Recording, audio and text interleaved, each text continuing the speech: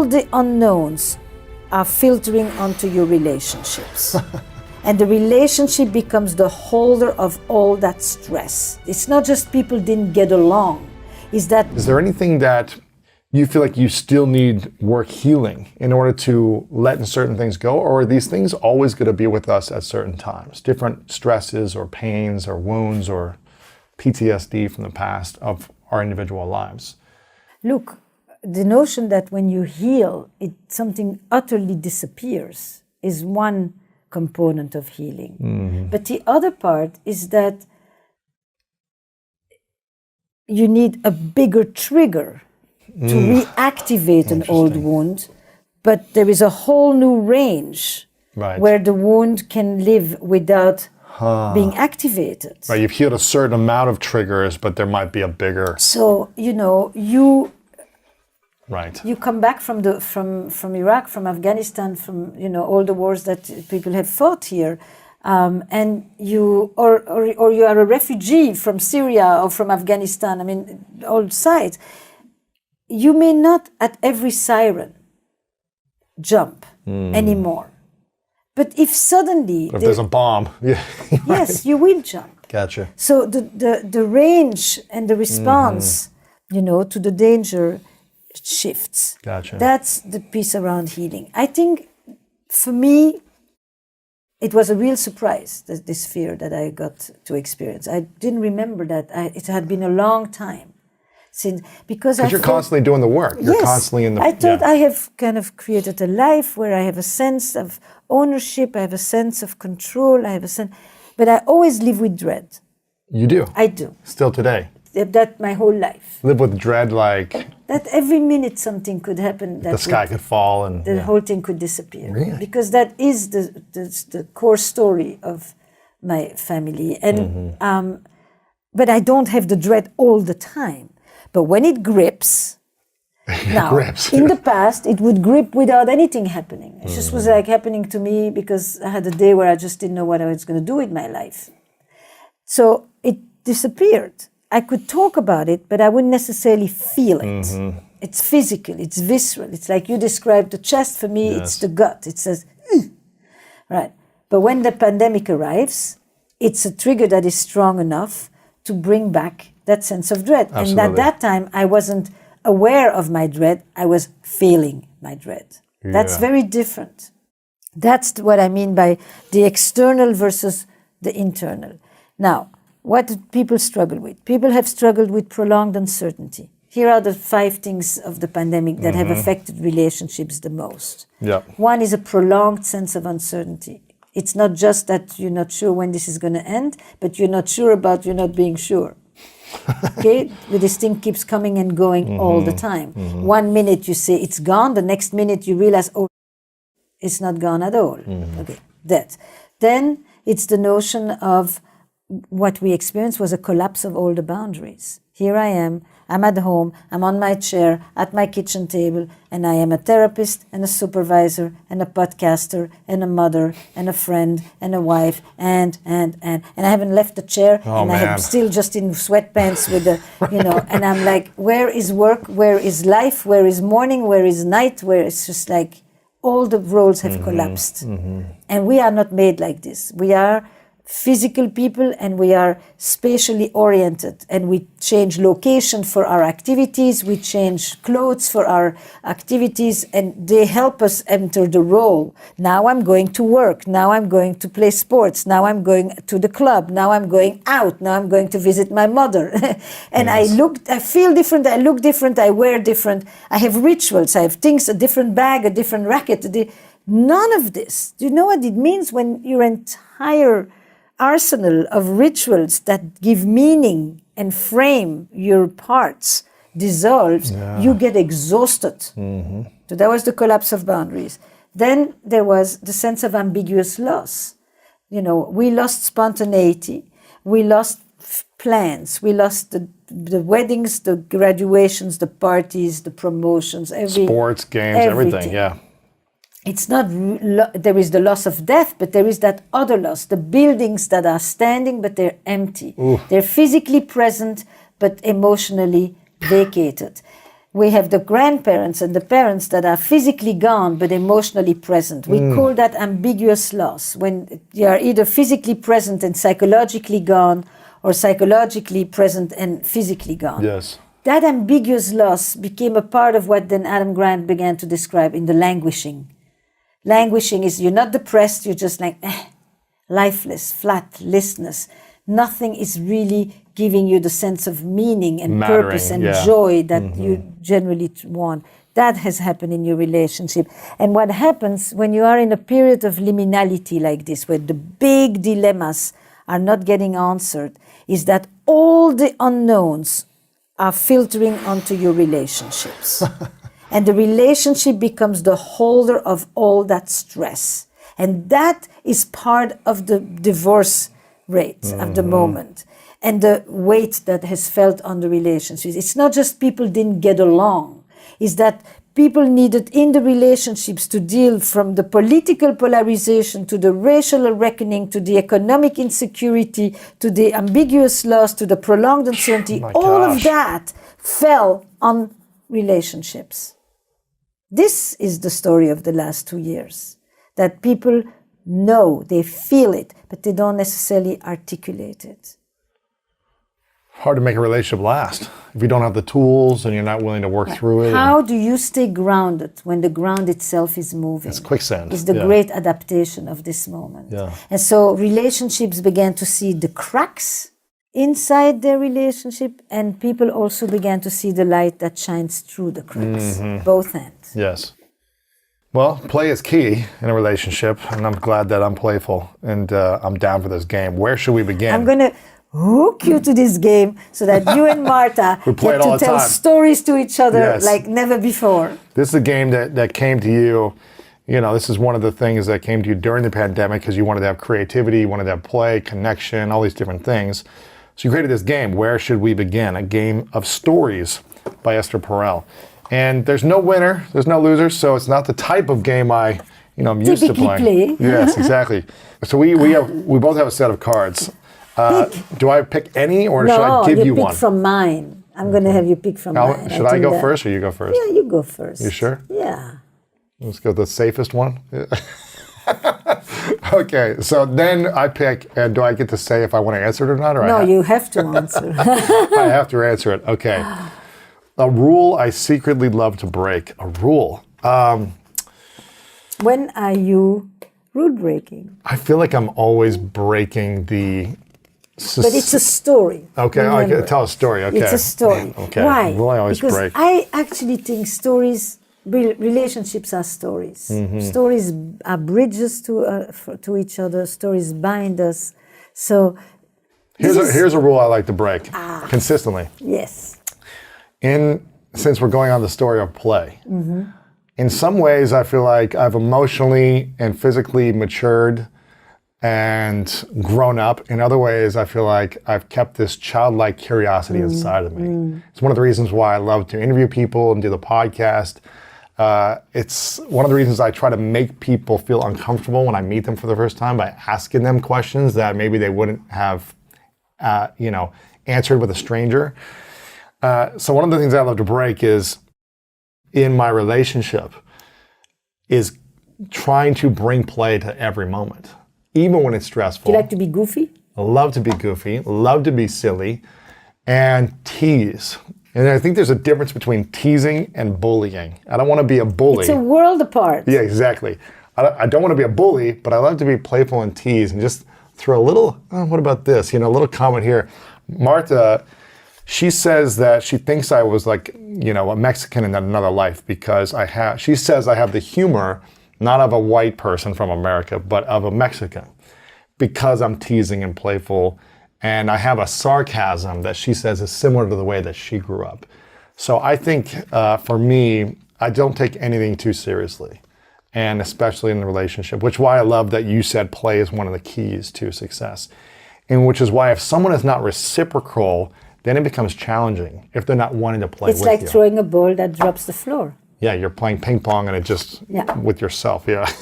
Yes. So that is a rule I love to secretly break, is just being a child, having childlike energy, but having maturity at the same time. Nice. Yes. Okay. So then what? I finished the card, and now it's your turn, Right right? now we're doing it like this. But, sometimes I put two cards and then I get to pick for the other person or Okay. people pick themselves. Then we have little orange tokens in which when you play with a group, we can put pressure on the card. Ooh. And then we have the group says, we want you to talk about this. So it becomes very... To make some kind of like have someone do it, yes. So there's all kinds of variations, but it's... I kind of want to do a sexual one with you, but I think we took all those cards out. But here, I'll let you just choose one. You asked for us to take them out, so I was going to go I very know, I proper. should have.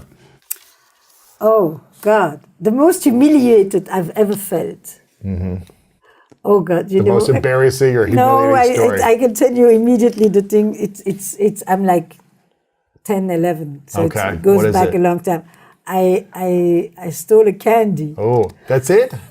Well, you don't want to be caught. You got caught. I got caught By who? Your parents? By the by store a person? person that was waiting in line They saw you. that saw me and man. said to the person, She stole this. No way. What did you have to do? I gave it back. Oh, man. And she said, you have to pay for it. I said, I don't want it. She said, you have to pay for it. I said, I don't have the money. She said, you leave me something and then you come back with the money. Wow. So you have to pay for it even though you didn't take it? Well, I didn't have the money. Oh, wow. So I went home. I got the money because I had to leave my school bag. Oh my gosh. Oh, you had to leave like some collateral, some like your ID or your Yes. phone at the time. Yes. Yes, I had to leave collateral. And bring money back. That's so I embarrassing. It's cringe. humiliating. It's like, because if you're going to take something you're not supposed to take, the whole point of it Is then I get is caught. not to be caught. You know, it's interesting. I probably love this because I bet other people have conversations when you answer and then it triggers something in someone else. Yes. I stole for a couple years from, I don't know, 10, 11, somewhere around there, 11, 12. Save it, yeah.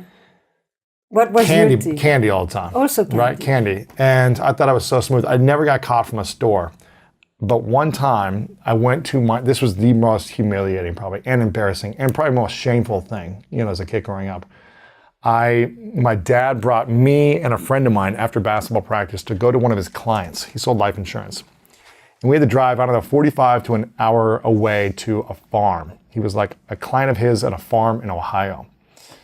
And we go there and my dad's like, okay, you kids like hang out on the farm or whatever in the house and walk around. I got to talk to Mr. So-and-so for an hour to go over stuff. So we're walking around, nosy little kids, 12 years old, go down in the basement and I'm like opening up drawers. I'm doing stuff I shouldn't do. And I see a wallet. I take out the wallet, I open it up. There's a $20 bill and a $5 bill. And we're looking at each other, we're like, should we do this? I'm like, he will never know.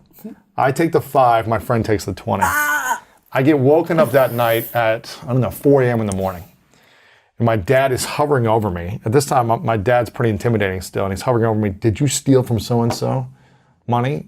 And I go, no. Right away, I'm like, am I dreaming? Am I awake? I'm like, no, I'm defending myself, right? Lied right to my dad. And he goes, Mr. So-and-so was going to buy food for like his cows, right? Or for his like animals on the farm. Ooh. And he doesn't have the money to go buy the food, like it's gone. I go, I don't know what happened. I just lied. But I was also like waking up, I was like disoriented. And then he calls my friend's parents and he admits to it. And it was the most humiliating, embarrassing, shameful thing because I had to drive back alone. My friend didn't have to go, but I drove back for the hour with my parents in the front seat, me in the back seat, just so ashamed. And I had to go face this guy and say, I'm sorry, with like the most, he was just so frustrated and angry and upset. And I never stole again after that. So I don't know, did you steal after that moment? No, my moment is I'm taking the thing and somebody goes like this. No, they did that? Yes. No way. I still have the motion. Oh my gosh. And it's like you freeze. Oh, the shame, the humiliation. Shame. I'll never forget this guy's face. Like I was 12 years old, right? Okay. Oops. Okay. If I could whisper something in the ear of my younger self, I would say, and I'd probably say something very loving. part of me wanted to be playful, but I'd probably say something loving because that's what I needed to hear.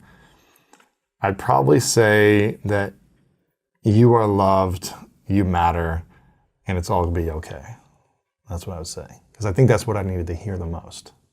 And it's funny because I've said this so many times on my show, so my audience is going to get tired of me saying this, but I'm going to show you this.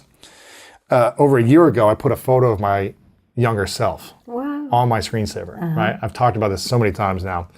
And so for the last year, this is my therapist, Clara, had me do work on my inner child, on healing the relationship that I had with myself back then, and really having intimate conversations, exercises with the 5, 6, 7-year-old that was sexually abused. I've talked about that with you before, which I never really fully healed, that whole conversation with. And it's been a beautiful journey to have intimacy, connection, and bridge the gap from 5, 6, 7 till now and be able to have a conversation between that space and time and really bring the two together, my inner child into me So what through would healing. this one say to you? What would he say to me? Oh my gosh. That's Actually, that's really good. may I bring him back? Yeah. What does he say to you? Oh my gosh. He probably says, let me think, let me get in my heart here. He says, thank you. Thank you for being willing to be courageous in all these scary emotions. All the scary emotions that I'm feeling right now, the things that I'm uncertain about, the things that I'm afraid of. Thank you for having the courage to dive in and be, put all your emotions on the table, address the messiness, handle it all, and supporting me in finding peace and healing that I've always wanted. That's what it would say, yeah. So, yeah, I know it's crazy. It's crazy. Oh, okay. Okay, I'm going to the next one. This is what I do. I laugh when things get deep too. I laugh. I get deep and then I'm like, okay. You laugh while your tears are streaming down your face. Of course. Okay, this is you. Oops. I would sell everything to be able to. It's interesting. I don't have a dream. I live a lot of my dreams at this moment. So I don't feel like I would sell. But I think if I was to, I would sell everything to remain healthy. Yeah. Or I would sell everything for my kids or my partner to be healthy. I mean, if I needed to, I would go everywhere in the world just to make sure that if there's something that can keep them, it's not just alive, it's healthy. Yeah. Because I don't want them just Not just suffering and alive, yeah. Yeah. I think that at this point, that's the only. Is that the biggest fear for you? Yes, but you see, when I say I live with dread, you jumped like, really? Because it's not I live with the fear of loss. It's not dread, just bad things happening. What's underneath is the fact that my parents had lost everybody, and so their entire families, they were the only two that came out. And this is part of my DNA, and so the fear of loss, of traumatic loss, and the grief, that's what I fear. Yeah. So health, or selling everything, or imagining myself, cruising the world to find the best doctor that could help Solutions, me. yeah. Yes, with something, is part of preventing that loss. Have you had major losses? No, except actually, I on a personal level have not. But I often, if one of them drives, I often at night. You're worried. I've never said don't go, but I Right. just That's like the little interesting. call when they arrive. You're like my mom too. I can easily imagine accidents. Oh, man. I can easily imagine. Yes, I am a catastrophizer in that sense. So what does therapy do? It allows you to just, in the mind, it's like, no, you're Calms the fine. You mind. go out, it calms you, but I still like the call. Of course, this assurance. So the fear is loss. And the dread is the manifestation of that fear. So I would sell everything. Actually, I don't know what it's like. I could put it like that. I would sell everything to be able to live without dread. Ooh. That would probably be the... What would it take from you? I don't know. To process, to let that go. I look at people who don't have those fears, and I think that they are free of this. It's like, what does life look like without worry? Peaceful. They have inside. other things. Yeah, they have other things, stresses, but it's an amazing thing when I see people who don't have, that is not their thing. Yeah. I don't have their things. You don't have jealousy or insecurity. No, I don't have that. Do you work with a therapist yourself? I have. I don't work with a therapist at this moment, but I have over the many years of my life. Yes, Do you think it's important for therapists to have therapists? Absolutely. Absolutely. You first of all, if you don't, then you will be triggered by things that people bring into your office, and you will be projecting things on them that don't belong to them. We call that countertransference. So, there is what people put on you, but there is what you put on them. Because you have something unresolved. Or there is what you can't work with because of what is happening inside of you. Oh, wow. So it's an essential... So you've got to be cleansing yourself constantly, it's probably. Essential. Interesting. Where do you think, you said you haven't had a therapist in a while or worked with one in a while. Where do you think, where would I go for today? Yeah, what would be available for you today if you were doing it? Today I would go to a coach because I need practical help. It's less internal at this moment. Yes. It's more practical things. What's holding you back from? I don't. I am a person who likes to receive help. So I don't... you just haven't found the right coach. I wrote a whole piece recently about asking for help in the blog, and because I realized that it's very easy for me to ask for help. Actually, when we met early on, I asked for help. Absolutely. And I just thought... I've never done this marketing stuff. Yes, but yeah. I know nothing about marketing. You like the genius marketer. I'm a therapist who suddenly finds that, and I just thought, I know people and they can help me, and I don't feel like I have no problem saying I know nothing about this. But because I trust what I do know a lot about, and this is new for me. So I don't experience it as belittling or admitting or vulnerable, or I think it's an amazing thing to ask for help. And by the way, I did ask on social. I asked people, how do you feel about asking for help? And like 70-something% of people said, I don't do it. I don't like it. That doesn't make me feel good, etc. And then I said, and how do you feel when other people ask you for help? And the same 70% said, I love it. And I'm thinking, you know what? It's like when other people ask, you don't think they're stupid, they don't know, they're vulnerable, you think... You want to help. You want to help. Yeah. Well, why don't you think that when you ask for help, other people enjoy that too? Right. So I'm big into the asking for help these days, and therapy is a piece of that. At this moment, therapy is not the thing that you need. I need. But that doesn't mean that, Jack thinks I should meditate. That actually, maybe you need a meditation coach. I do, but in movement. I get calm when I move. When you're walking or hiking. I don't sit. That does not work for me. And what's the one thing that triggers you the most that you would like to evolve beyond? What's the thing that irritates you or triggers you or frustrates? Bureaucrats. Rigidity. Rigidity, which is the opposite of playfulness. Yeah, not flexibility. Right. Yeah. And arbitrariness. Rules for the sake of rules. Yeah. Bureaucracy. In the big sense of the word, and bureaucrats as a whole, things that, rigidity, which means that you write, you don't listen to others, you make your point. I mean, conversations that are not conversations, people that yell at each other for the sake of yelling at each other, cancel culture from all sides. Frustrates you, yeah. Yes. I mean, my work is about helping people have the difficult conversations that they need to have, want to have, don't know how to have.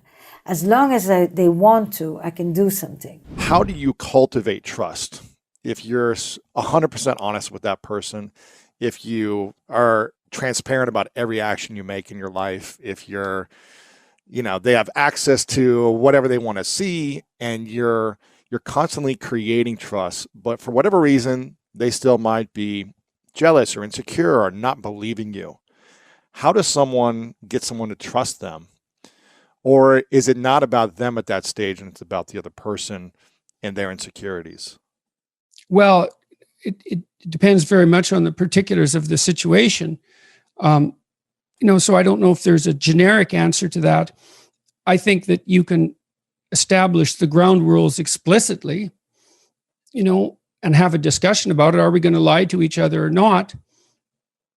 Are we going to tell each other the truth to the degree that we can, to make that an actual goal, and to talk through the consequences of doing that and not doing it? And then I would also say, whenever a hiccup occurs in the relationship, maybe you don't call it out at each hiccup, because you have to have a certain amount of silent tolerance in any relationship to let small infractions go. But if they repeat, my rule is 3 times. And it's the rule that I share with my wife. If something happens 3 times that is causing emotional upset, anger, jealousy, disappointment, resentment, frustration, any of those things, anything that you don't want to experience and that you especially don't want to experience repeatedly, then you can call it out. And if you have 3 examples, your case is much better made than if you just have 1. And I would also say that when you call it out, you could say, look, we were at a party the other night and it looked to me, I felt as if you were paying too much intense attention to Dave. There was some flirting going on there. That's what it looked like to me. There was some flirting going on there. And, that made me uncomfortable. Well, you don't say, well, you were flirting, stop doing it. You say, well, this is how it looked. This is what it looked like to me. And here was my response. And then you want to think, and maybe I'm a damn fool and blind and jealous and stupid, and I'm misinterpreting, or maybe it was a harmless flirtation of the sort that people will engage in because it adds a little bit of spice to a social interaction. You want to find out. Like it's really convenient if it's the other person's fault, except then you're laden with living with that person. So it really doesn't help you anyways, but it's convenient because then they have to change. But you've got to think about this over the long run. You're going to be interacting with this person on a minute by minute basis for decades. If you're the idiot and that's causing trouble, then you should find out. So you want to say, well, look, this is what I saw. What's your explanation of what's going on? And then they'll offer you their viewpoint, and hopefully they'll do the same thing. They'll think, well, this is my intent. And maybe they have to go think about it, but this is my intent and this is what I saw. And I think you're being oversensitive in that situation. And you peel back the explanations layer by layer until you both agree on what happened, and more importantly, on what you're going to do about it in the future. And that's really hard. And especially if there is something going on that's not straight, because that will require quite a bit of digging. It'll probably result in anger and tears and a fight. And that's very unpleasant. It's easier in the short term to avoid that. But hopefully the consequence of that is you don't have to have that fight again. Right. You have to come to a negotiated agreement about that situation. And you have to pay attention to your own uncomfortable negative emotions in order to manage that, and not pretend that everything's all right, or that you're nicer than you are, or that you're less jealous than you are, or less blind. Or see, one of the things I learned from Carl Jung, the psychoanalyst, about marriage was that there is a reason marriage was a vow. Like the vow is that you stick together. Okay, so now imagine that's a vow. Okay, you do not get to leave, period. Okay, so what does that mean? Well, on the upside, it means that you don't have to be alone. It means that your family will have continuity over decades. It means that the narrative of your life won't be fragmented and broken by divorce or sequential divorce. It means that your children can grow up and maybe have their children within a continuing family. It means that your children will be able to maintain relationships with the grandparents on both sides and the cousins. Like, it's a big deal to maintain that. There's huge advantages in it. It means that you'll have someone there when you're not well, and so will your partner. And it'll mean that you have someone to share all of the positive things of life with. So there's huge advantages to it. Okay, so why does it have to be a vow? Well, I don't think you can tell the truth to someone who can run away. Because if you tell the truth to someone and they can run away, then they'll run away. Right? Because you're a mess, man. And not just because of your own inadequacies, but because human beings are so complicated and have such dark corners and have had, unresolved problems in their life, sometimes that stem back generations and are twisted and bent in all sorts of ways. And you can't, it's very, very difficult to reveal that except to someone who can't run away.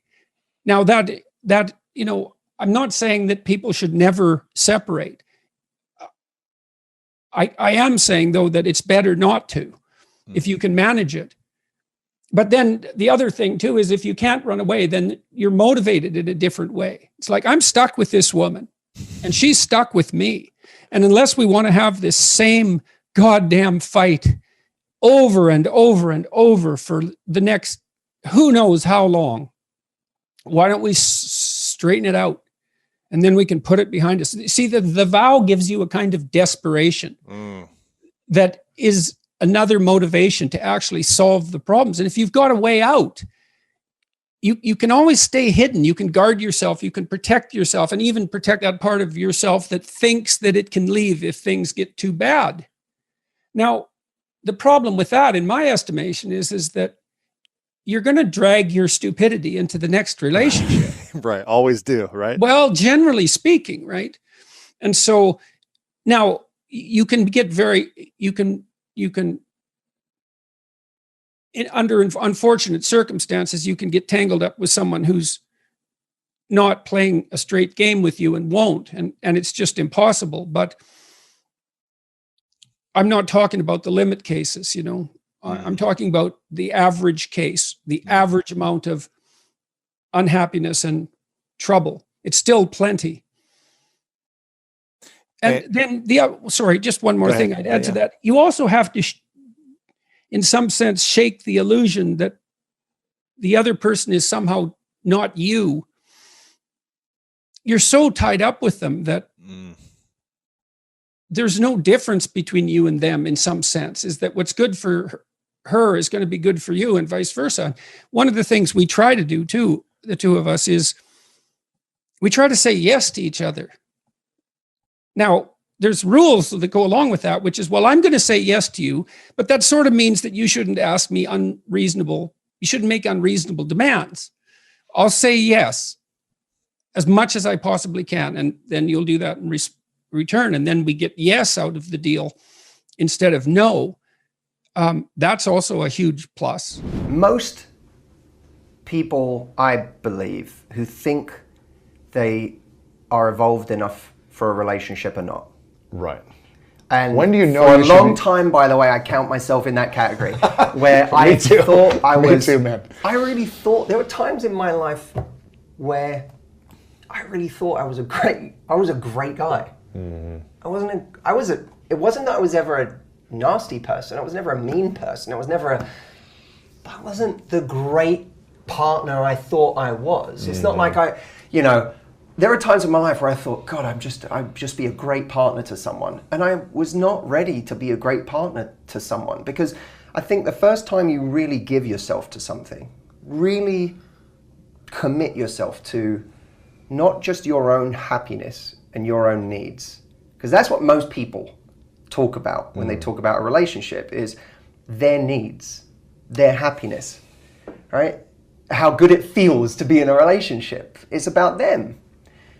But it's not about seeing someone else, truly seeing someone else and understanding who they are and understanding what their needs are and supporting them and their happiness and their goals. It's a great relationship when you stop thinking about your needs and you just say, I'm going to give to this person and look at them from a place of understanding and want to bring them so much joy and fulfillment, and not expecting a return, but hopefully the other person is saying the same thing to about you. Well, yes and no. There are a lot of people who, on that idea, that ethos, have lived a very masochistic life for a long time. Really? That, by the way, what you just described could describe one of two things. One beautiful, one terrible. What you just described could either be an extraordinary relationship of two givers, or it could describe unrequited love. It could describe the person who is giving to someone and playing the martyr in their own relationship. They keep ignoring me. They keep, not meeting my needs. They keep being selfish. But I am just going to show up and be my best partner and love them and give my all. And one day they will turn around to meet me in that. Right. Many people have caused tremendous suffering to themselves and wasted a lot of good years. So is it both give to Doing that. yourself, make sure you're asking for what you need, but also giving? It's a combination of respecting what your core needs are. What do I need? Like, when it really comes down to it, what's my standard for what I need? Now, how exactly someone meets that standard that's where the messiness of relationships comes in. Because you say, I want to be respected, and then someone does something and you go, I don't feel respected, but they go, but that doesn't mean a lack of respect to me. So now we have a whole conversation on the execution of a standard. Oh my gosh. And different definitions of what meets that standard. That's where the confusion comes in, and that's where we have to have some really loving, cooperative conversations to figure out, am I being, this is one of the hardest parts of a relationship. Am I being reasonable in asking for what I'm asking for, or is this my insecurity speaking? Oh, wow. Which one is talking? And sometimes we're so close we don't even know. That's the danger. That's, by the way, I see one of the most valuable jobs I can do for people in my work is not to be a smarter voice than they are. Because people can be great. They can, when it comes to their friends or people around them or whatever, they can be very smart. But to be an objective voice outside of their drunken haze, because we're so close to something, we're not sober, and now we don't have logical answers to questions because we get to the point where we're arguing about something. I don't even know if I'm right. I don't know if the thing I'm saying is if I'm being the insecure one or if I'm being the reasonable one. And sometimes we leave a situation and we go, God, I was insecure. And sometimes we leave and we go, I can't believe I let someone convince me I was crazy. Right. They were the one that was doing the wrong thing and they convinced me that I was nuts. So how do we step out of that emotional feeling where we're feeling overwhelmed or disrespected or hurt or sad, or like the relationship didn't meet an expectation or communication was off, and we're in it and we're communicating and we're both frustrated? How do you step out and look at it from a different point of view so that you just don't keep repeating that conversation over and over? I mean, and don't hurt it further. Yeah, I think we have to have a really healthy combination of always questioning ourselves and saying, where is this coming from for me? And would it really hurt me to compromise on this standard? Would it be the more loving thing to do to understand this about my partner? But in order to, that needs to be combined with a simultaneous respect for ourselves and what we need. And to, I think, go to a situation and say, okay, I want to be the most understanding, compassionate, loving partner I can be, who doesn't inhibit or limit my partner, who supports them, wants them to do great. But I also need to recognize that it's not, what was I saying? I lost my train of thought. I need to be the person that can be understanding. What was I saying? Be understanding of my partner. You want to be the most understanding of someone else, but you also have to know your own needs. Be understanding of someone else, but, oh, that's right. I need to be the person that is understanding of the needs of my partner and what they want. But at the same time, what was it? I need to be understanding of my partner's needs. That was it. I need to be understanding of my partner's needs, but the context of me being super compassionate and understanding needs to be that I am, that this is happening in a loving environment where my partner wants to be my teammate. Mm-hmm. If we're in a situation where our partner isn't showing empathy for us and isn't, if you feel they're not trying to, that we're always coming to that side, that's a problem. That's tough. That's a problem. There should be I see where you're coming from as well, type of energy and communication. Right? Exactly. Not just, I'm not getting what I want, you did this wrong. You need to feel you have a teammate. Yeah. And a lot of people feel like they're constantly being understanding, but they don't have a teammate on the other side. I'm constantly trying to grow and understand your position, but I don't feel the same from your side. That then becomes a problem. How do you have the conversation so that it switches or it becomes more of a equal partnership and teammate? If you feel like you're the only one being on the team, how do you get the other person? I think we need to communicate a lot about the spirit of the relationship. You know what I mean? Like not keeping score. Yeah, like pride is a very hard thing to give up in a relationship because we become competitive often very quickly when we feel threatened, when we feel vulnerable, when we feel our partner's done something to hurt us. Now how do I score a point? Or how do I? Right. And that's just once you get into that cycle, it's like it spirals.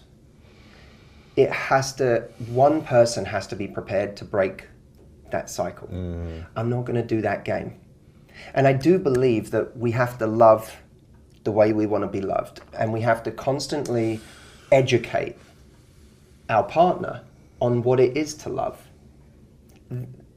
Not from an arrogant place, but we're all, in a sense, both partners are always educating each other. By you do something I don't like, and if I have a loving, compassionate response to that, I'm also showing you what I want this to be in reverse. Mm-hmm. When I do something you don't like, right. Here's the response I want. I'm not attacking you. Not a game-playing response, not a, like if you see a partner, you're in the early stages of a relationship and you feel your partner was really flirting with someone over there, having a conversation about something that made you feel uncomfortable, but from a loving place and from a kind place and from a place of, that made me feel, it hurt me to see that, and not, I'm going to blame you and I'm going to do this, I'm going to get angry, but that, that made me feel uncomfortable. Bringing an energy like that, most people aren't used to that in a relationship. We're not used to that standard of communication. We're used to doing something and then someone attacks us. Reacting. Yeah, exactly. So I think we're constantly educating. What's it going to take for us to not react to a situation where we feel hurt or like our expectation wasn't met from our partner and come from that place? God, it's so difficult. Because why do we react so much? Sometimes it's just space. Like how I need to take a moment to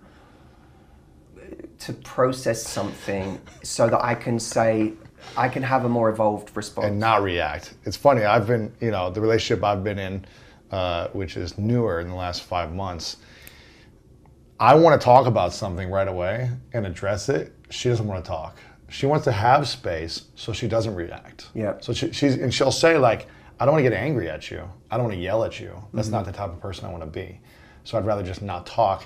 And then I'm in limbo and I'm like, I just want to like resolve this thing. Let's at least communicate and then we can move on as opposed to holding on to something for half a day or a few hours. Yeah. Here's the thing, space is easy when you get a text you don't like. you know, or when you see something you don't like from afar and you're not going to see that person for a few hours or till tomorrow. Now you have space to go through, you know, I'm angry, you know, I'm really, really angry, I'm upset, I'm sad, I'm hurt, I feel rejected, I don't feel enough. You know, you can kind of cycle through those and then have a couple of sensible conversations with people whose opinions you respect. You and I have done this. Yeah, and be like, it's not that big a deal, yeah, take you a break. sit down and you go, okay, this thing, I'm feeling this and I'm hurt and I'm this and I'm that and I'm that. And you have a couple of smart voices, either that come from in here. Which is hard to do. Which is very hard to get that objectivity. And, or that come, you know, from just one or two people whose opinions you really respect, who aren't going to tell you what you want to hear. Yeah. Who aren't going to tell you, you're so right to feel that way. Get angry. You need someone who is brave enough and close enough to you and smart enough sometimes to recognize, I'm concerned that you're overreacting to this. Mm-hmm. And that this reaction is not going to serve you. Yeah. And that I think you need to bring this energy to the conversation. That is extremely valuable. What's hard is when you get information in real time and you're with the person and you're in the same room and now you're dealing with trying to process and create that, you know, okay, I'm trying to get to a more positive place here while being asked to communicate in real time. Well, real time elicits reflex responses, and reflex responses are often very harmful to a relationship. It's the reflex responses are often based on instinct, and instinct is very dangerous. False instinct. We're so often told, you know, trust your instincts, and that's just not often great advice. If you're not emotionally intelligent and if you're jealous all the time, then having a jealous instinct isn't necessarily the best thing. But some of these instincts are kind of hardwired, right? What we're doing with a lot of our better nature is overcoming certain programming that we have. You know, in a riptide, you get pulled out to sea. Your instinct tells you in that moment to swim back to shore against the current. Mm-hmm. Ignore the riptide, I just need to get back to shore. Which is stronger, you or the current? The current. And it will drown you. You will exhaust and drown before you get back. True. So, until it washes you to shore, just like... Right, so in that moment, fighting harder won't save you. Thinking clearer will. And thinking more clearly means I need to swim sideways. I need to swim parallel. Let it take me out, swim further, or swim parallel, because I'm giving myself a longer journey. But then when I'm out of the current, then I can swim back to shore. Yeah, that's true. Now instinct won't get you to do that, because that requires thinking clearly. Instinct will drown you in that moment.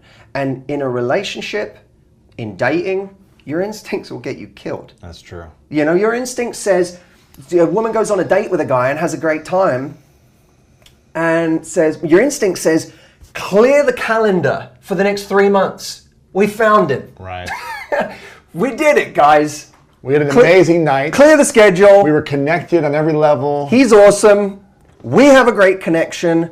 Clear the calendar. This is what we're doing now. Wow. Even if, I'm not even saying someone who hates the rest of their life. You can like your job and still be so caught up in the chemical rush of this was amazing that this is all you want to do now. Mm-hmm. Right? Well, this isn't good for what you want to happen here. What do you want to happen? Well, you want to get to know this person better, spend more time with them, invest at an organic pace based on the level of investment that's going on, right? Thing I've said for years, don't invest in someone based on how much you like them. Invest based on how much they invest in you. But people don't do that. People invest on instinct. I really like them. And my investment is proportionate to how much I like them, not how much I'm seeing there's a mutual investment. In a relationship you've been together for a long time, we've been married together for a long time, and it just feels like it's not working. And you're talking about divorce, and both of you aren't happy, but you've got the kids, you've got the home, you've got the lives together. Mm-hmm. and both of you aren't happy, right? And you've like addressed this and talked about it. You've tried different things, they haven't worked maybe. Is there a way to rekindle those three things and find that connection again? Maybe you've lost that attraction and that balance. Is that even possible in these times? Or is divorce the only way to then go find true happiness or connection somewhere else? If a true connection ever existed in that relationship, then it can be fixed. But that's the key. Did it ever really exist? And we've got to examine that, because again, many people have been living off the fantasy of their perception of things, what they wanted to believe it was, and wanting to hold on to this feeling of being in love, when in reality they were involved in an unhealthy attachment to this individual. So we have to go deeper and find out, is that there? So if the connection was there, yes, we can work on everything else. We can get things on track. It's going to create a lot of deeper emotional discovery, so to speak, as far as finding out, okay, why is there a disconnect now? How did we fall off of track? How can we now correct these specific things? Because there's very specific things that need to change. Are we both willing to put in that work? All right. And if both sides are willing to do that, then it absolutely can work. Now, if there was no connection, you divorce. Get a divorce? Get a divorce. Sooner than later? I'm a man of God, and I would love for everyone to be able to stay married, right? But even when people have been convinced that you get married, you stay married forever, even if it's a religious thing, or you feel like the pressure of society, like... Here's why, despite those things, you don't stay married, especially when you have kids. So many people stay married because of the kids, right? Yeah. But if you can't create a positive environment at home, you are damaging the kids worse than you would in divorce. Divorce isn't, in my opinion, the greatest struggle for the child. It's lacking the understanding of what just happened here. So if you've been feeding your kids all these years that mommy and daddy love each other and everything's all good, despite our dysfunctional relationship. Yeah. Exactly. So now one day you wake up, we're getting divorced, the child is confused. And the thing is, we're not honest with the kids about why this happened, what went wrong. We're not saying, yeah, you know what, we knew a long time ago we weren't best for each other. We're not giving them the honest truth for them to learn and not make the same mistakes Repeat in there. The pattern. Exactly. What the child now thinks is, you can't trust love. Wow. You can't trust marriage. Because you can love each other and one day now it's over. And now they become dysfunctional, or they now have dysfunctional relationships because of their skewed perception of things, because they lack clarity in understanding what just happened here.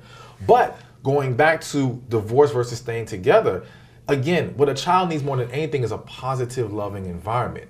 If you can achieve that together, great. If you can't, you are better off apart. Wow. Because when you speak to adults now, adults who are struggling today grew up in dysfunctional households.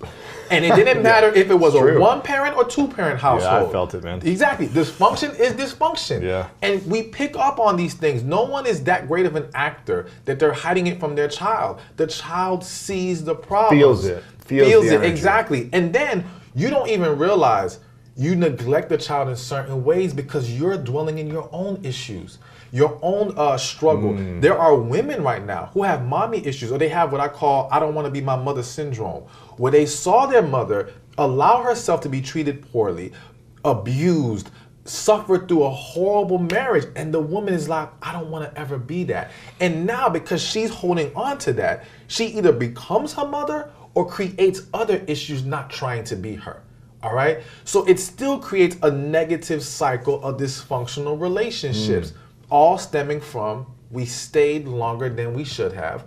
We try to hold on to something that we can't work. My thing is this, even for those who are spiritual, if you're gonna say we're not supposed to get divorced because of God, well, God didn't say act a fool in the marriage at the same time. Like, what's the point of staying together? Exactly. How are you glorifying God or your spiritual beliefs by staying in a negative marriage for the sake of staying? You're defeating the purpose. The purpose is to have a healthy, happy union, to raise healthy, happy children. If we can't achieve that together, it's time to go. Wow. I mean, I wish it could be different, but that's just the reality of the world we live in, because too many of us have made the wrong decision in who we married.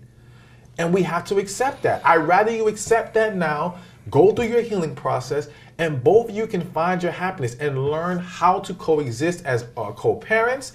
And again, creating a positive environment in that co-parenting relationship. Because I don't want you to be co-parents and still be Negative. dysfunctional. Yeah. Exactly.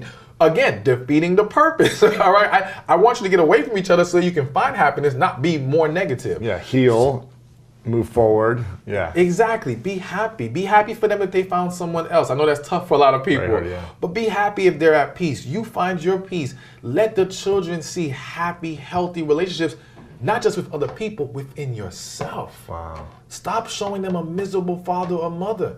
They see it and they hold on to resentment. I can't tell you how many, I don't want to say every, but I want to say 90% of clients that I've seen, and I would argue that if you spoke to any therapist or coach out there, the majority of people have issues stemming from their parents, growing up in that household. Yeah. Or And their environment. Exactly. Their parents or their environments, yeah. Exactly, and it's just all because of dysfunctional relationship. Relationships is the backbone of society. When we allow that to be as dysfunctional as it is right now, that's the reason why we have all these problems. Yeah. We fix that, man, this world becomes 100 times better place to live. Yeah. Easily. More loving, more peaceful, more Yes. enjoyable. Happy people supportive. around doing horrible, Yeah. negative things, all right? Exactly. When should people, when do they know that, okay, we just need to work on things in our marriage or relationship? Like, not every marriage is going to be perfect all the time and happy. Like, there's going to be some dysfunction or challenges or issues that arise. Hopefully you've addressed all those things. But let's say you've set expectations early. You both understand these things before you got married. Like, you communicated everything and you're aligned to a certain vision for your marriage. 5 years goes down the line and it seems like things are getting worse and worse. Maybe expectations change, maybe values change. Who knows what it is? When do you know, like, okay, it's getting too far, or we should stay in this relationship? When should we get divorced, or should we keep trying?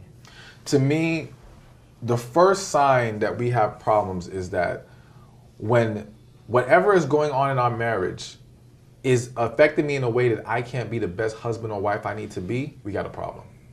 That's step number one. I think what's happened is we've normalized dysfunction too much. We've normalized this idea that we're gonna all have problems. Yeah, but we all have problems because we don't learn how to work through them. Interesting. Because we have dysfunction and individual dysfunction that we have not processed and resolved. That's the reason why dysfunction is so common. It's not healthy though. Like, I've heard some people say, well, arguing is healthy in a relationship. No, it's not. No, disagreement is acceptable. But when Yelling arguing at each other is not good. Exactly. I just watched the Will Smith and Jada, the Red Table talk of Will Smith, like, opening up about their marriage. I don't know if you watched this yet. I haven't watched it yet. I just watched it last night. It's actually really powerful what he said. Jada, I guess, when they first started, like, dating or whatever, at one point, she, like, raised her voice at him and, like, sweared at him or did something where she made him look foolish in front of other people. And he took her into the other room and said, can I speak with you for a minute privately? Took her into the other room and said, I can't be with someone who's going to raise their voice, yell at me, or swear at me. It just doesn't work for me. And it's going to put me into a shell. Like, I'm not going to be the best version of myself. And if that's you, then I love you, but we can't be together anymore. But I need us to be able to have complete peace. If we don't agree on something, then we have to set ground rules where we step away, we take care of our anger on our own, not in front of the other person, then we come back and communicate from a peaceful, loving place of what we're upset with or frustrated with. And so we never put that on the other person. And when I heard that, I was like, wow, that's so powerful, because most of us, most people, it seems like in relationships, will allow themselves to yell once and swear once, and then it's just like, once you've said you son of a B once, it's like you can say it whenever you want. Exactly. And then that respect is gone, that that love is gone, or it seems to be gone. And the other problem is we expect our partners to be our emotional punching bags. Yeah, we think, well, because you love us, you should deal with our crazy moment, our dysfunction, our disrespect, all these things, because, okay, but we show you love in other moments, so don't blame me for this one. No, like, focus on giving your partner the best of you, not the worst of you. Yes, they should help you through your struggle, but struggle is not an excuse to blatantly disrespect, stress out, Swear throw at, negativity at your Punch, partner. yeah. That's you can't do that. So I think we have to all hold ourselves accountable to a higher standard of how we behave in our relationships. And yes, stop giving this excuse of, well, we're all gonna have our dysfunction. No, listen. It can happen, granted, but we should be focused on, as Will laid out for Jada in that talk, we have to discuss things peacefully. Yes. We have to come to the table calmly, maturely, and see how we can resolve it and not just lash out. That's not healthy. Because screaming is not communicating. No. It's not creating a connection. There's not an attraction there, and there's no balance. Exactly. You don't have those three It things that are destroys all of necessary. it. It destroys all of it. And, you know, whenever I have gotten in arguments in the past, in my relationships, all I want to do is go be alone afterwards. I'm like, I don't want to be around you. I just want to be alone. Like, I need space to like heal and recover now, because it's very traumatic, or at least it has been for me. And that's just been my personal experience. And I think that's why it's so important to learn how to communicate in a peaceful way. And sure, you might get frustrated and tension might come up, but you got to create ground rules, I think, for yourself and your partner. What are we going to do when that happens? Exactly. Maybe we just quiet until we can breathe and like communicate calmly. But I don't think there's anything good that comes from screaming. No, not at all. I witnessed that with my parents, screaming and escalating, and it was just like, it never felt good in the house. There was nothing that ever came from that was good. They always had to like apologize to each other in ways, and then it was like passive aggressive for a week, and it's just like, it's like, why can't we just be, you know, more peaceful about these things? So I think it's really important. It doesn't just affect your relationship, it affects the people that are in your relationship, family, friends. It affects those people as well. It even affects your coworkers, because, Absolutely. you know, I'm a firm believer that people take a lot of their relationship issues into the office, and it affects their attitude, their energy, their focus, and they don't realize how they're hurting their efficiency and hurting their ability to do so much more and do so much better, whether they're an entrepreneur or they work for somebody, because their relationship is dysfunctional. And so, like, I'm a firm believer in, if we can help people who work in corporate or whatever have stronger, better relationships, their careers will thrive, their companies will thrive. Like, it pours into everything. So we have to create that positivity in our lives so that we can reach our true potential. I think it affects everything in business. I mean, when you're having a bad relationship intimately, it affects the way you show up in your career, for sure. What's one thing you wish men understood more about women in general, and one thing you wish women knew about men in general? All right. Every man and everyone's different. You know, everyone human's different, but in general, based on all the work you've done and the things you hear over and over again, one thing you wish men knew about women and women knew about men. This may sound bad, but what's coming to, I always just say what comes to mind, all right? Because I never practice any of these things, is learn to look past her words. And what I mean by that is, a lot of times, again, women don't always fully express themselves. As much as women will say men are horrible communicators, women are actually horrible communicators. and it's because, yes, they talk, but they're not always clear. And part of it is because women can see past our words, all right? Sometimes to the point where they overanalyze and over-rationalize things, and it causes them to look at things the wrong way. But they know how to pay attention to all the small details. They understand if our moods are different, even if we say we're okay, they're very in tune with that. So they kind of have that expectation with us. Yeah. And though I want women to be more clear and transparent, I want men to be more aware and be more in tune with your partner.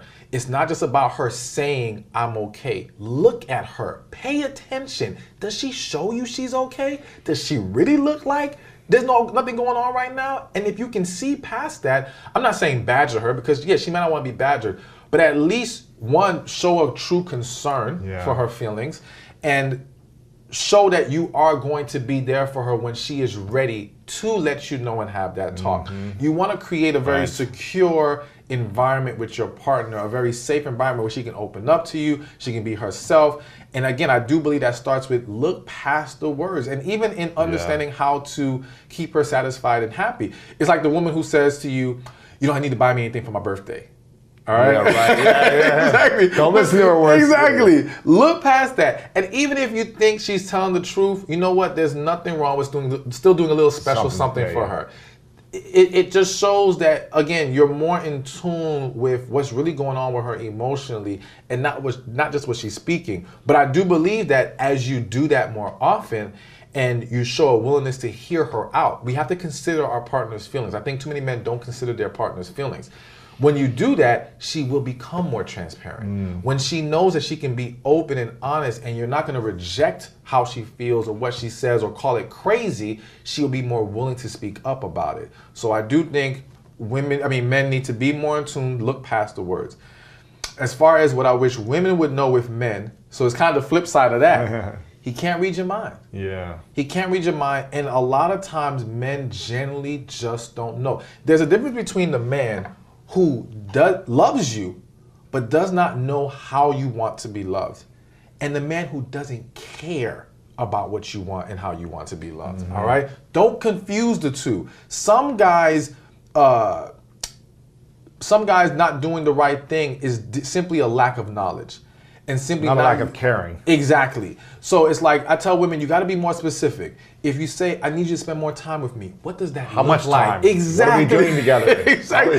I have this example where I was counseling this couple, and the wife was like, he doesn't spend any time with me. I just want him to watch some TV with me, whatever. So I said, okay, cool. I'm going to speak to your husband. We're going to get this worked out. So I spoke to him. He said, all right, deal. I'll do it. I said, let's do it for a week. Let's see what happens. So a week passes. I said, what's the progress report? He says, man, I did everything you told me. I watched TV with her every single day. I was there. I showed interest. I asked her, I said, what happened? Oh, he didn't do anything. I said, what do you mean? He said he watched TV with you. She said, yeah, he watched TV with me, but he was on one side of the couch and I was on the other side of the couch. So you see, in his mind, it's you asked me to watch TV with you. I did that. In her mind, You asked me to cuddle you and caress you. Exactly. Yeah. She wanted intimacy. She wanted desire to be shown. She wanted a closeness or non-sexual intimacy is what I call it. And that's what she was really looking for. So on one end, I can go back to the man and say, listen, look past the words. If she says, I want time with you, it usually means she wants a closeness to you. She wants to feel there with you. So be mindful of that. But on her end, be more clear. Be more specific. It's not fair to hold it against him or to claim he doesn't care when you didn't explain to him what you need. I tell women all the time, one of the greatest tests to seeing if a man is serious about you is not seeing what he does on his own or what he already knows. It's seeing how he handles your desires and your feelings. If when you express those things to him, he makes the corrections, you're good. Yeah. But you gotta be specific. You gotta make it clear. Let's see if he actually does what you ask him to do. What was the biggest challenge you had to overcome? Was it conflict resolution? Was it boundaries? Was it not abandoning yourself? Was it communication skills? What was the Fear. fear of what? Fear of failure. Like a relationship not working? Relationship not working. When you have been through, as you date and you go through relationships and you've been through betrayal and heartbreak and hurt and pain, you can become pretty cynical Yes. about love. And if you're not careful, that cynicism can really be a hindrance for you, because you cannot be a cynic about love and expect to attract it at the same time. Ooh, snap. That's true. Yeah. So how did you keep your heart open after going through breakups and maybe after, challenging things happening in relationships where that hurt you? How did you stay open to love? I had to reframe my thoughts and ideas and my perspective about the past. What did you think about them then? I had to learn to allow the past to stay in the past. I didn't want someone to come into my life and I make them pay for something they had nothing to do with Yeah, that's tough. in my past. Yeah, that's tough. And when I got married, who did I want my husband to meet? This bitter, broken down woman who had been through the ringer in all these years and all these relationships? Or did I want him to meet someone who, because we're always in the process of healing. We're always in the process of growth and our emotional health. But did I want him to meet someone who was committed to that growth Yes. and that process, and going forward, being committed to the same commitment, which is what really success in marriage boils down to, being committed to the same commitment because, when I was younger, I thought it was about this involuntary feeling of love. And then as I got older, I realized it was a conscious decision to love.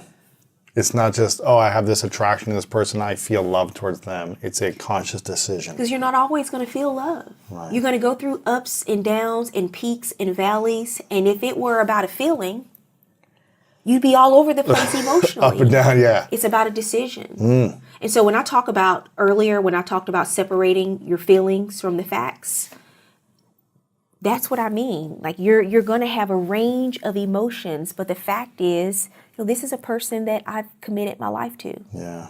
This is a person that I've committed to grow with. So I made all of these commitments to this person, and then you go forward with that in mind. Did you have fears around getting married? I had a fear of the unknown. Yeah. What is marriage really like? I see other people who are married, some of them happy, some of them not. Obviously, I see a lot of people getting divorced. So what is it about marriage? What makes it work? Do I know what makes it work? Do I have what it takes to make it work? So it was the fear of the unknown because I hadn't done it before. Marriage by nature changes you. It's the closest relationship you'll ever have. It's very different from the parent-child relationship, every other relationship. Friends, everything, yeah. I wondered how it would change me. From being in a relationship and dating to then being married, what have been the biggest differences and changes? Allowing someone to see me at my most vulnerable state. Ooh. Did you allow that during the dating process? I allowed it to a certain extent, but I didn't live with my husband before we got married. That was a choice that we made. Really? We did not want to live together. And so when we got married and we moved in together, I had not lived with anyone since I was in college for 20 years. Wow. So again, it's that adjustment in life, just sharing my space with another human being every day. You got married. And how to handle that. Yeah, and you got married a week before the pandemic in 2020. Yes. March 8th, 2020. Yes. You said. So what was that? I mean, that takes a lot of guts to not live with someone beforehand in the modern world, to not fully see the person who they are. So I commend you on that. So what did you learn going through a pandemic for the last 2 years, getting married a week before, and then moving in together and sharing a life during, arguably one of the scariest, uncertain times in the last 20, 30 years? Everything changed in the blink of an eye. We got married on March 8th in Los Angeles. Big wedding, all of our family, all of our friends, hugging, high-fiving, kissing. Had no idea what was about to happen a week later. And I do look back on that day because I thought, when we were talking about our wedding, do we want to do something small? Do we want to, we ended up just inviting our people and everyone came out. And now I look back on that day and I cherish it so much. Yeah, because people haven't been able to do that for a couple of years. Right. And I haven't seen a lot of those people since. So it just made those memories even more special to us. But also, yes, a week later, the world shut down. So we decided to take a mini moon. We were going to do a big honeymoon over the summer. So we just went to Newport Beach and we were there for a few days and we were in a bubble. We didn't know a lot about everything that was happening in the world until we came out of this bubble. So we came back to LA and there was no toilet tissue on the shelves, Right. the grocery store. It was just empty. Everything was empty. I'd never seen anything like it before. And I was like, oh, so you mean to tell me I waited all this time to get married? And the world is about to end? Wow. It was crazy. So what did you guys create? Did you guys come together and say, let's build a strong foundation during this time? Yes. Do you feel like it's made the relationship stronger? Absolutely. Has it been stressful living with someone for the first time in 20 years? How have you navigated it all?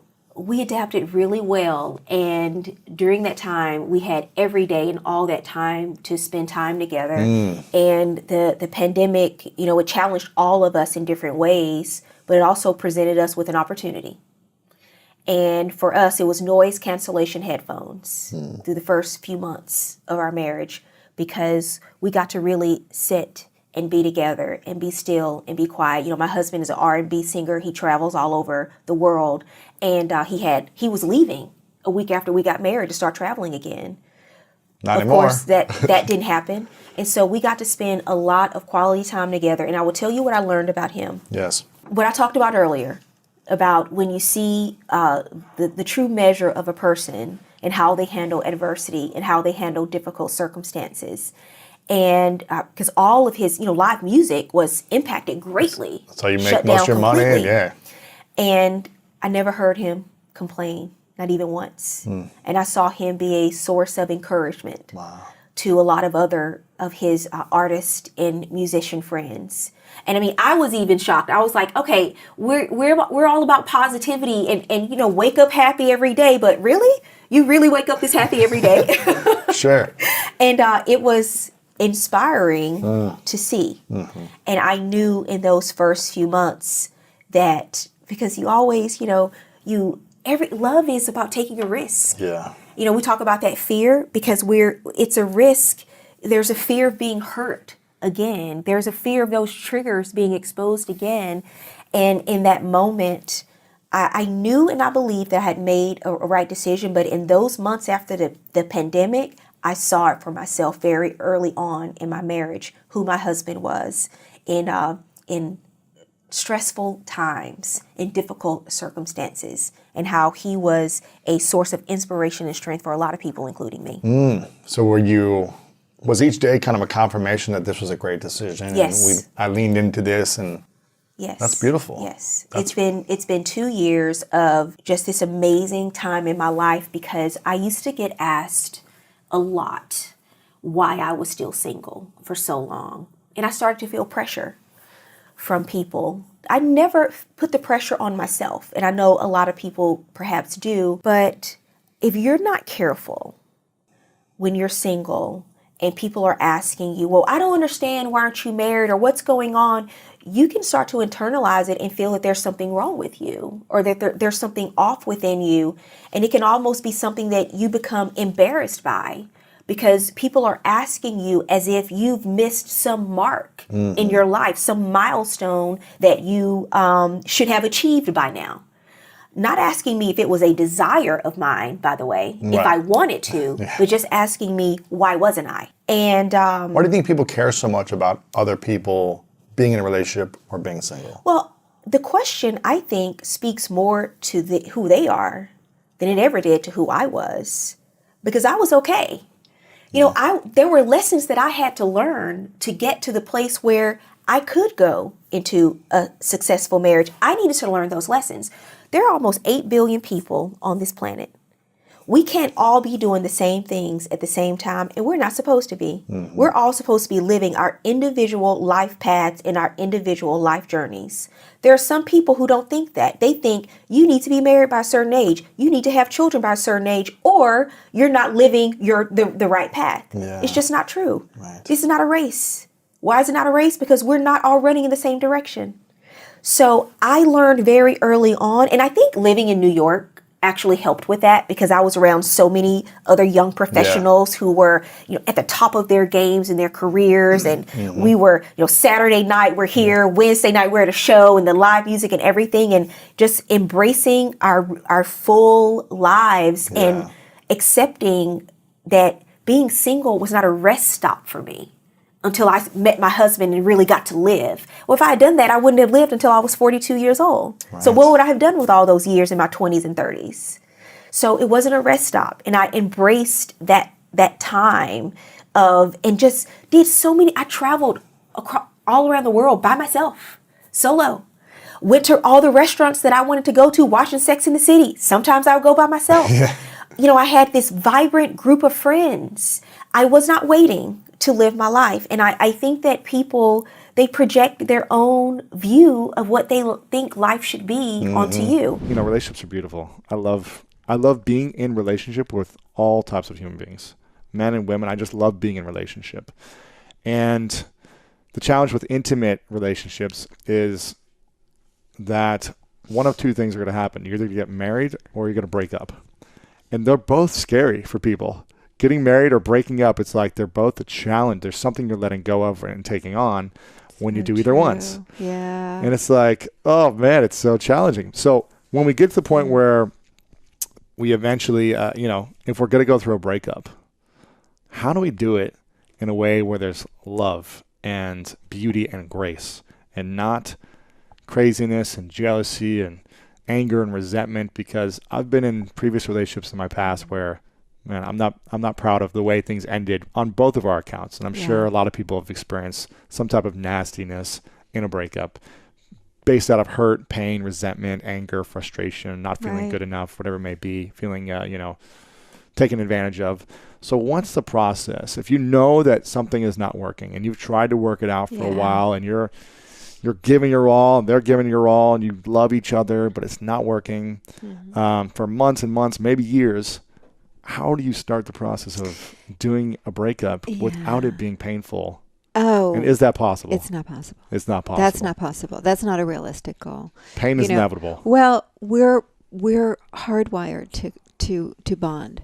Yes. We just are. Like the latest studies in neurobiology show that when the people that we're hanging with the most, we actually sync up physiologically. Really? Yeah. So we're actually, our brains will start to hook up. Brains are social creatures.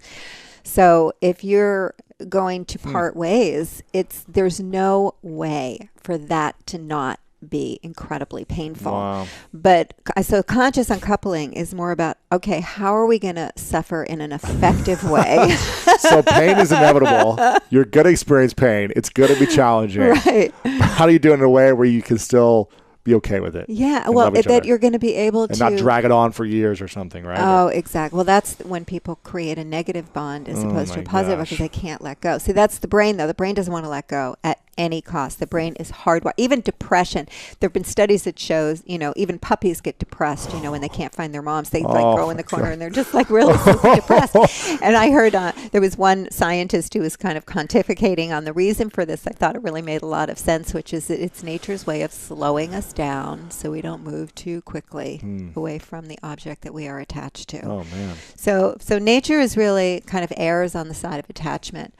And so we don't necessarily do that. In our value system, we might say, I can't stay with someone who isn't in the center of my mission. I'm not going to, I'm not going to dim down and live a lesser life in order to keep this relationship going. I can't do that. It would be such a betrayal of myself. Right. So, and we have to recognize that, in previous generations, people didn't really have that. Like, it was just, you just did that. You dimmed down, you settled, you took care of your family. Because of your family, because whatever, Like, so this is a new emergence that's happening. And I think it's part of like our grand awakening that's happening in the world. We're all growing really super fast right now. And if our partners aren't growing with us, it becomes a challenge. It is a challenge. It is a challenge in terms of prioritizing how you're going to spend your time or what you're going to do with your energy or being able to share your inner world. Esther Perel's, Esther's name, but the relationship expert who talks a lot about infidelity. She's got a new book coming out, and one of her things that she's talking about is existential affairs. And like the love affair with life and the love affair with mission and being in love, being high on life. Yeah. Yeah, it can pull on us. Huh. Anyway, so I lost the through line right there. What was I saying? Good question. I lost it too. Yeah. Going into the 5 steps. The pain is inevitable, but how do we do the suffering in a loving way? We don't want to have ineffective suffering. Yes. Okay, so ineffective suffering is when you take the bait of your biology and you go to Which is strong. Very strong. Super strong. Strong. Right. And so you go into fight or flight and you want to lash out, that, soulmate to soul hate phenomenon. So you want to lash out, but what it will do is create a negative bond and keep you just as invested, but only this time through a toxic cycle of constantly reinforcing negativity. Yeah. Right. That's not healthy because you love the person. You don't want to hate them or be mad at them constantly. Yeah. Yeah. So I think where we want to go is, or I know where we want to go, is to be able to find a way to de-escalate the intensity of the emotions that we're feeling. How do we do that? When we are, hardwired to be jealous or angry or it's just like reactive, how do we say, okay, I'm going to be in that Om state right now and calm and meditate and not let any of this affect me? Well, one of the reasons it's so hard is because our relationships actually regulate our emotions. They're fear regulators. Yes. Our relationships. Yes. So when there's a rupture of attachment, you know that phenomenon, like the one person who's hurting you the most, that's the person you want to see the most to comfort you. So because you're hardwired to get regulated by that person. They're the one person who can comfort you and soothe you. So the otherwise you're the puppy in the corner, just like depressed. Yeah, or enraged, right? Or freaking out. I mean, depression is actually a higher level of, on Elizabeth Kubler-Ross's stages of grief, you have bargaining, denial, and anger, and then you have depression. Wow, and so depression is like, I'm starting to come to terms with this, so it's actually a good thing in a breakup. But I think you're saying, like, how do you deal with the anger and the rage and the jealousy, all of that stuff. Yes. So one of the things that I offer people is a simple technique called affect labeling in the psychological world, which is basically the ability to put a name on each of your feelings. Okay. So give me an example. So an example is, first of all, there was a scientific study done where subjects were looking at a computer screen. And they were seeing, faces of horror, faces of rage, faces of hatred. And they were being monitored in all of their vitals. And they're kind of going off the charts. Their blood pressure is rising and their heart rate is going. And then they did another technique with this. They said the same pictures to a new group, but put a name: hatred, rage, despair. And the vitals did not go up in the same way. So what that shows is that when we have a name for the experience that we're having, we don't get as overwhelmed. So language serves kind of as a container. Interesting. So how would we use that in a breakup? So I have a practice where it's very simply advise people to ask yourself, Catherine, honey, what are you feeling right now? I'm feeling terrified. I can see that you're feeling terrified. Honey, what else are you feeling? I'm feeling so humiliated. Oh, I can see that. You're so humiliated. What else are you feeling? I'm feeling really pissed. Okay, I can see that you're feeling that. What else are you feeling? I feel exhilarated, because we have all these feelings going on at once. They don't have to get on with each other, Yeah. So that process, and then sometimes if the feelings are overwhelming, I also give people an opportunity to do this process of Tonglen, which is a Buddhist process. I'm not Buddhist myself, but it's a beautiful practice that Pema Chodron actually made very popular. If you breathe a certain feeling into your heart, so I feel despair, I'm going to breathe despair in. I'm not going to turn away from it. And on the out breath, I'm going to breathe out a blessing to everyone in the world who in this very moment is suffering with this very feeling, including myself. And it starts to be like you can start to hold the feeling more because you've made a bigger playing field and you see it as an impersonal experience. And then you become, a force of good. Ideally, what happens is we want to harvest the seeds of growth that are inside of each of our feelings. So, for instance, the feeling of rage, there's something underneath it, like a violation has occurred, and there's a part of us that's saying, I should be treated better. I deserve respect. I deserve that my feelings should matter to the people that love me and that I've opened my life up to, and I deserve to have better. So that can actually become a stand then that you take. Because we're going to move into self-responsibility. How is I giving my power away? How is it okay? How is I, treating people to disrespect me? All of that kind of thing. Sure. Right. So you want to harvest the seeds of growth that are, because this is the thing. There's also a teacher, Ken McLeod, talks about karma, and he breaks karma down basically to its original Sanskrit meaning, which means the ability to plant seeds for the future. It's action seed results. Interesting. So every action we take, every choice that we make in that moment when we're in a breakup Plants a is seed. planting a seed for the Interesting. future. Wow. And a lot of people who end up in that negative spiral where you're, years later fighting and back in court and stuff is because at the very beginning, people planted bad seeds of hatred and rage. And that's what that grows in your backyard. And you're eating those bitter fruits for years to come. Right.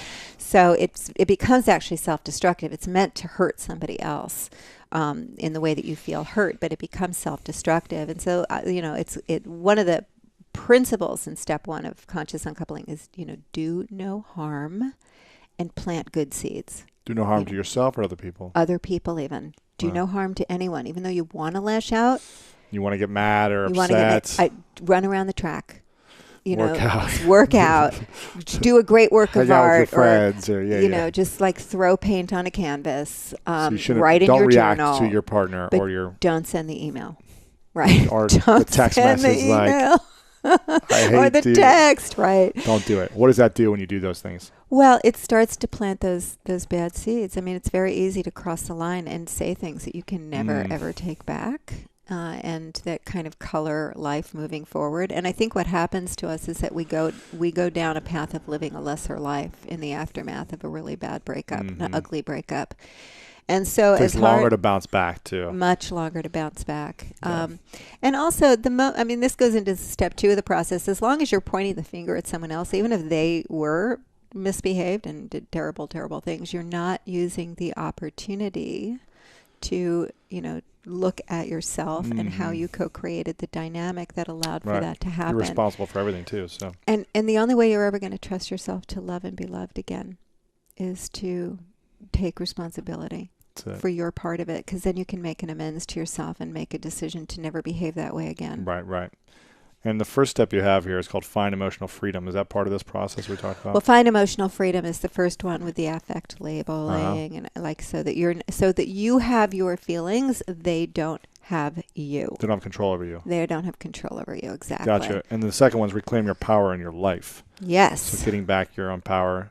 Which always means, the path to power. What? Path to power is responsibility. Of course. Yeah, right? Otherwise you're a victim. Right. You've got to get out of victim consciousness. Yeah. And it's so easy to be in victim consciousness. And the thing about a breakup is when you're traumatized, what happens to us is, trauma is basically that whatever is happening is more than you can wrap yourself around. So you can't actually hold it. It's it's overwhelming. Mm-hmm. And so it starts to overwhelm us in a way that has us start to tell the story over and over and over again. And that's where we're burning our friends out because we just want to talk about what she did and what he did, Right. It was so terrible. They're like, get over this already.